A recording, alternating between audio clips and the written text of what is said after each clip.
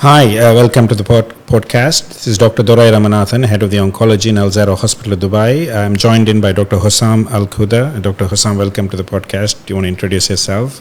Thank you. I'm Dr. Hussam Al Qudah, consultant urologist and head of urology department in Zahra Hospital Dubai. Welcome. We thought it's very important we discuss about the male health awareness, which we're celebrating in November every year. Tell us about the importance of this month and what it really means to men's health. It's really very important because men's health usually comes at the end. And this month is we should really increase the awareness about doing prostate cancer screening, testicular tumor screening, and awareness about men's health in general, because they don't take care of their health. We should advise them, encourage them to man up and do a checkup. That's exactly right. Actually, we always say this. They act tough. They don't want to show that there is a problem.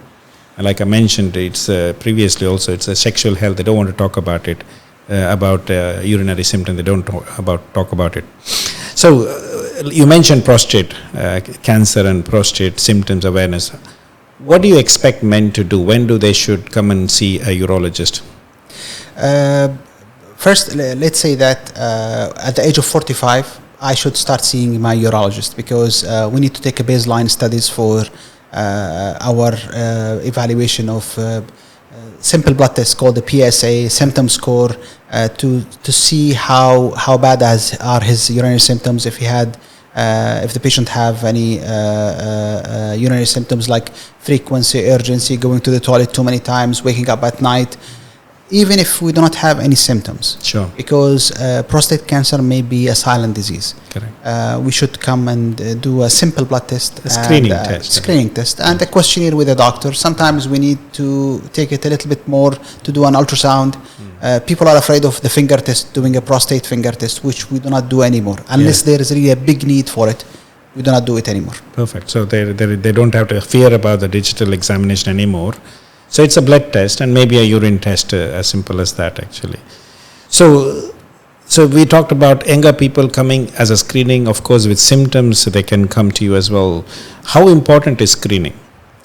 Screening is very important because there's a big gap between the cure, between a patient who discovers his cancer in early stage and between a patient who discovers his cancer in late stages. Now I would say that in our part of the world, let's say 10 years ago, probably about 70% of patients, when we discover them, it's really late. So I cannot do a surgery for them and cannot cure them from cancer. We have just to do a palliative treatment or try to just to restrict the cancer growth. Correct. And just to control the tumor. Control it, yes. So, but now, fortunately, it's the other way around. We have more patients who come to us and at early stage, so we can cure them from cancer. The difference is really, if they are cured, they can live a normal life. They don't have really to suffer from all the additive treatment that they will need if the cancer is not controlled. So like any other cancer, early diagnosis cure at the end of the day, and it's very important. So we recommend PSA screening and screening, seeing the urologist for most of the men, you say at age 45 onwards, right? Yes. Take us through the journey of somebody coming to you, they're afraid or they're coming for screening or they might have some urinary symptoms. How do you approach this patient? What is the little journey that they have to go through? It's simply first we ask them about the symptoms. If the patient has any symptoms about urinary symptoms, like if he goes to the toilet frequently, if he has to strain, to push to pass urine, if he feels that his urine stream is a little bit weaker, if he has to wake up at night to go to the toilet. Also, if it has any effect on his sexual function, because that's an important part of the questionnaire. How good is his erection and how frequently he gets the relation with his wife. Any other symptoms, we also ask in details about the symptoms. Detailed history. Other than this, if things are fine, he has minimal symptoms or no symptoms, it's just after that we ask them to do a PSA test, a urine test, and sometimes if there are symptoms we do an ultrasound and flow test. Sure. Ultrasound is simple. Everybody knows what's the ultrasound. It's echo for the prostate and the bladder before and after urinating to see how much the retain, how much he still have urine in his bladder, and the way when he pees. It's a simple uroflow where he pee in a special toilet that shows us how good or poor is his urine stream. So that's perfect, actually. So it's a very outpatient based. A lot of it is. So you listen to the story, you do a blood test, you do the ultrasound, pretty much in the center. There is not much invasive procedure involved at the initial stage. We talk about PSA, prostate specific antigen. We know it's prostate specific, but then we know that just because it's high doesn't mean it's cancer. Yes. Can you explain people that it can be any other symptom, any other reasons? Now, PSA is an enzyme that may go up with other diseases. So it goes up with all prostate 3 problems, which are the infection, prostate enlargement, and prostate cancer. Correct, yeah. Now, so that's why the higher the PSA is, the higher chance of having prostate cancer. But it may also, as we said, it may go up to 20. Normally, like it's if somebody is 45 to 50 years old, it should be less than 2.5. Yes. That's why we go with the age-specific PSA. We have also other types like free PSA, PSA density. Depending on the size of the prostate, depends on what's the age of the person, we can evaluate the risk of having prostate cancer. So it tells us the risk of prostate cancer, but we have always to think about the other disease of the prostate. Prostate infection is more common in younger men. Prostate enlargement will happen in every man. If I live long enough, I will have prostate enlargement. Every man will have it. But it depends on how big is the prostate, the PSA will go up. Normally it goes up. That's why we screen, and after 1 year we repeat again the PSA. Because the PSA should go only like 0.3 or to 0.4 per year. So if it's going faster than normal, this gives us the risk of prostate cancer. It's very important that an expert who understands PSA is managing this rather than anybody at the end of the day. And patients don't need to panic just because of the PSA, but depending on the age, like you said, age-specific PSA, very important. So that's great. So now, of course, a lot of things is not prostate cancer. We treat everything, but if diagnosed with a prostate cancer, and how bad it can be. I mean, we talk about low grade, we talk about intermediate grade, high grade. Again, what is the general approach for somebody who has been diagnosed with a prostate cancer? So to diagnose prostate cancer, after the ultrasound, if the PSA is high, if we are suspecting, God forbid, prostate cancer, we go for an MRI of the prostate. We do not go for a biopsy anymore without doing an MRI. The MRI can, like for the breast MRI, classify the patients from 1 to 5, how high is the chance of having prostate cancer. So if it's 3 or 4 or 5, these patients will go for a biopsy called Peyrat's classification. Correct. Simply, it is we do now. It's not a transrectal ultrasound biopsy. We do a perineal biopsy, which is MRI-guided. The technology is much better, and the accuracy is much better to diagnose prostate cancer. So, if we find prostate cancer in a patient, it depends on how bad is the grade. The MRI will tell us if it's localized within the prostate or it's out of the prostate. Is it localized? Is it a low grade? Some patients, even you can go for surveillance. We can just observe the prostate cancer.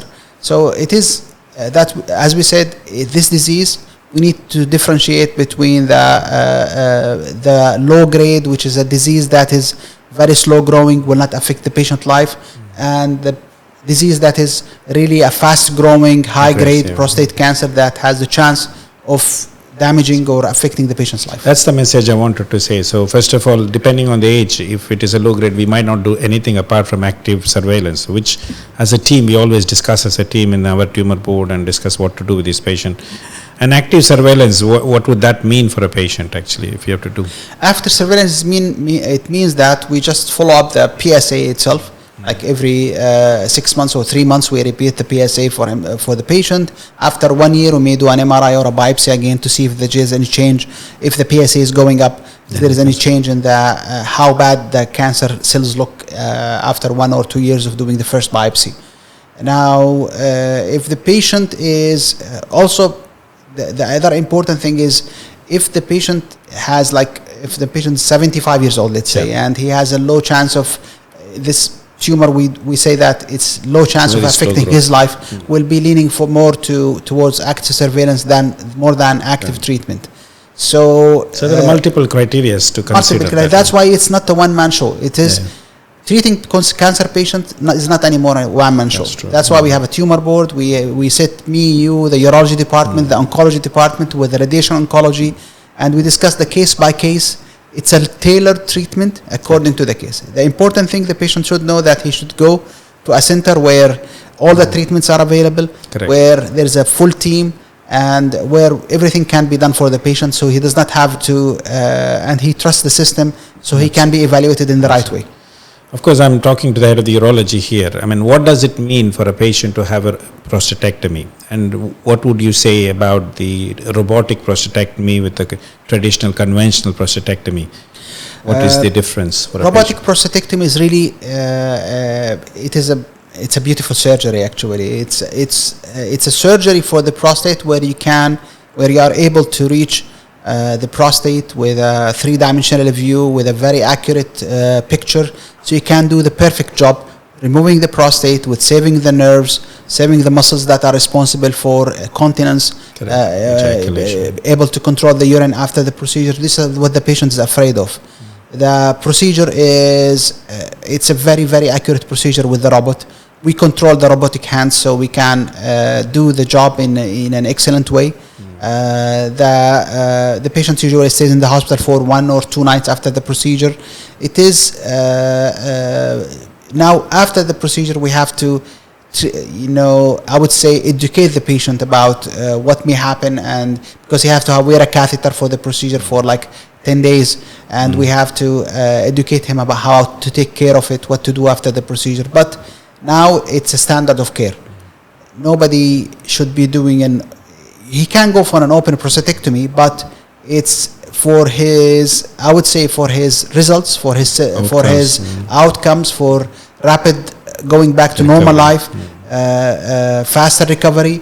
Doing a robotic surgery is the best. That's my understanding too, actually. So people were scared about prostatectomy because of the risk, like you said, the incontinence risk, the failing for erection and various things. Now with robotic, the outcome is much better. I mean, we are not saying it's zero, but it's much, much better with robotic. So we offer that in Zahra Hospital, right? A robotic prostatectomy. Yes. We offer that. We actually get referrals from other hospitals to do these cases, and it's a standard of care, I would say, for prostate cancer. Perfect. Very briefly, I mean, because I, as an oncologist involved in the discussion, we also talk about radiotherapy and patients who are, potentially for treatment. We can offer radiotherapy as well as, surgery, depending. Again, we discuss in the tumor board and we talk about the role of radiotherapy, role of surgery. There is no head-to-head comparison, but, some situations both are equally good. So if a patient has radiotherapy and they have started to see a failure with prostate cancer, how comfortable is one to offer them a salvage prostatectomy somehow where they can go back and remove the prostate? Is something widely practiced, or is it in a specialized center? It is really in a specialized center. It's really not very, that's why we say that to the patient always when they sit and discuss with us. If I go for surgery, if I have a tumor coming back, I will go for radiation therapy. But if I have radiation therapy and the tumor comes back, going for surgery is not as easy journey as if there was no radiation therapy. I say the same thing. I think so. That's why the initial decision is very important for the patient, actually. Yes. Follow-up of these patients. It's a simple follow-up whereby as we said, it's a team evaluating the patient. We see them, you see them, and we evaluate them for a PSA recurrence. If they need the PSA starts going up in the future, what to do, and we evaluate also by nuclear scans to see if there is any bone metastasis, any lesions going outside the prostate area. It's a journey. Absolutely. And surgeons, medical oncologists, radiation oncologists, all of us are here to treat the patient in the proper way of getting treated. Absolutely. So I think, we can discuss the hormone therapy, we can discuss about various things, but I think the idea is about creating awareness to find out at an early stage, So like we summarized that it is screening, PSA screening, if with or without symptoms. There is a certain age you should approach the specialist, and then they will take you through the journey, and finding something at an early stage is going to make sure that we can cure the patient, and chances of leading a near normal life is going to be very high. So although we can offer them multiple discussion about the various therapies that is available, we keep that for advanced cancers, so we don't have to dwell on it too much. What is a message to our people who are listening to the podcast from your end? It's really to come and get forward and get tested. We will encourage our ladies to encourage their husbands to. I know, that's what happens. Men's health is really not the priority, and in this month we would like to increase the awareness about it. We care about bringing food to the table, but we should take care, because if I'm not healthy, if I don't take care of my health, I will not be able to continue the good job that I'm doing at my work. We should take care and do the tests. We should get screening. We should care about our health, exercise, stop smoking, and